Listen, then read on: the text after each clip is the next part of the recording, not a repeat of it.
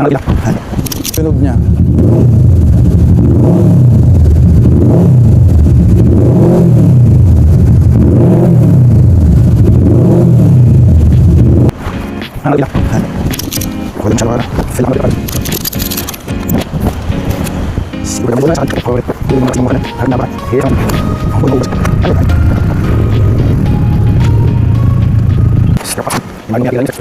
Good day, brother hoodies.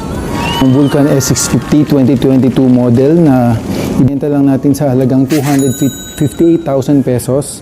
So itong Vulcan S650 wala itong issue, no drop, no slide.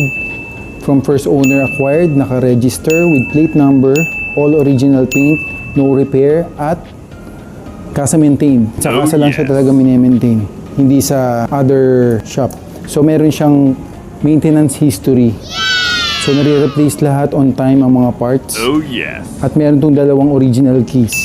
Wala siyang masyadong modification sa electricals, pero meron siyang aux light, malakas ang busina niya.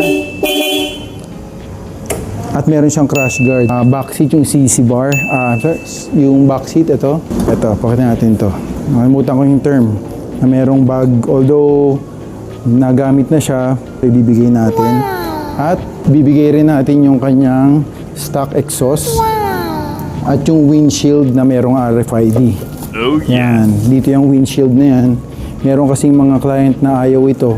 Naka-custom exhaust pala ito. Bukod sa stock exhaust, mabigat to 5 kilograms. Makakasave ka sa weight pag tinanggal mo to, pero pag paparenew ka, kailangan mo to minsan eh. Iba mahigpit, kailangan ibalik mo siya sa stock. Sound check natin bago sound check.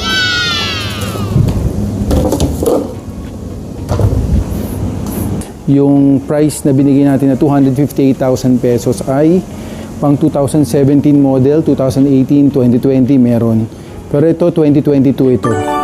Ang mileage ito ay nasa 24,000 pero ginagamit to ng first owner sa highway, hindi sa rough road. Kasi malapit sila sa NLEX. So start natin. Hindi ko lang sure kung maririnig sa audio.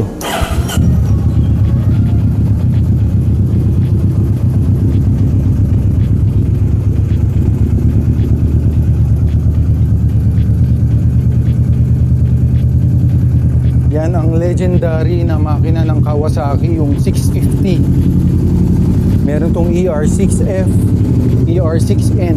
N is for naked and F is for paired, yung mga sports.